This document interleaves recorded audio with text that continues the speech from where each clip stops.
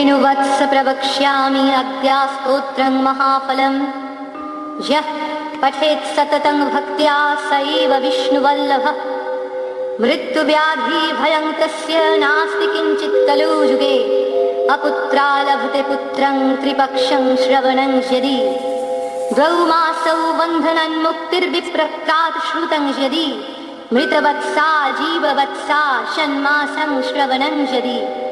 नौकायां सङ्कटे युद्धे पठनाज्जरमाप्नुयात् लिखित्वा स्थापयति गेहेनाग्निचौरभयं क्वचित्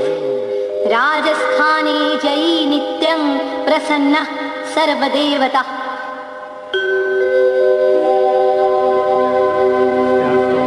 ॐ ह्रीं ब्रह्माणि ब्रह्मलोके च वैकुण्ठे सर्वमङ्गला इन्द्राणी अमरवत्यामम्बिका वरुणालये जमालये कालरूपा कुबेरभवने शुभा महानन्दाग्निकोणे च वायव्यां मृगवाहिनी नैऋत्यं रक्तदन्ता च ऐशान्यां शूलधारिणी पाताले वैष्णवीरूपा सिंहले देवमोहिनी सुरसा च मणिदीपे लङ्कायां भद्रकालिका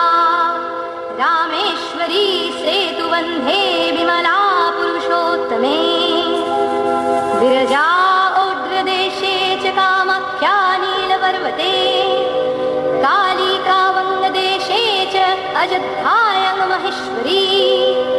वर्णस्यामन्नपूर्णा गयाक्षेत्रे गैश्वरी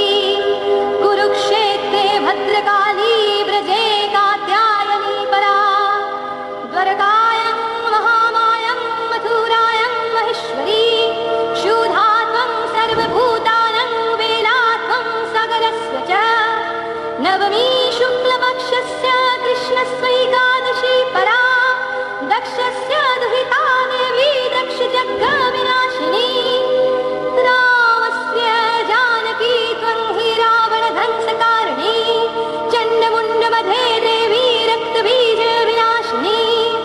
निशुम्भ शुम्भमथनी मधुकैटवघातिनी विष्णुभक्तिप्रदा दुर्गा सुखदा मोक्षदा सदा जया मे जागृतः पातु विजया पातु पृष्ठतः नारायणी शीर्षदेशे सर्वाङ्गी सिंहवाहिनी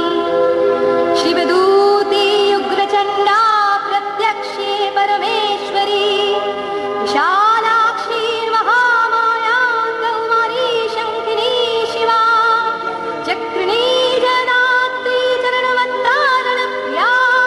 दुर्गा जयन्ती काली च भद्रकाली महादरी नरसिंही च वराही सिद्धिदात्री सुतप्रदा भयङ्करी महारौद्री महाभयविनाशिनी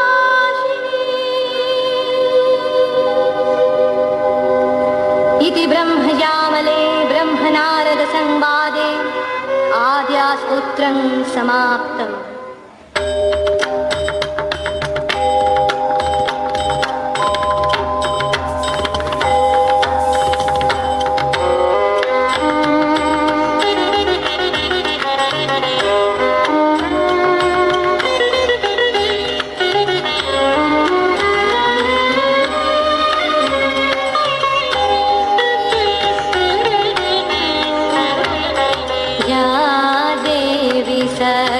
सर्वभूतेषु चेतनेऽभिधीयते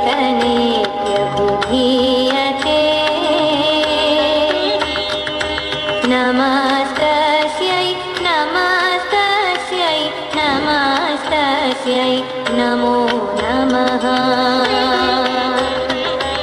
या देवी सर्वभूतेषु बुद्धिरूपेण संस्थिता नमस्तस्यै नमस्तस्यै नमस्तस्यै नमो नमः या देवी सा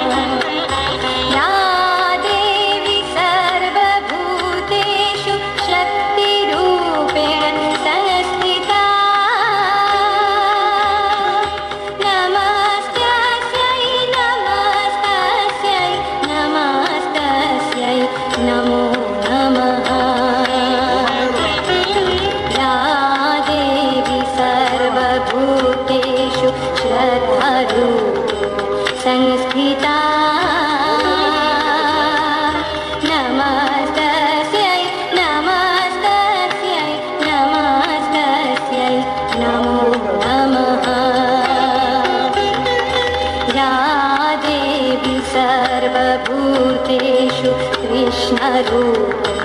संस्थिता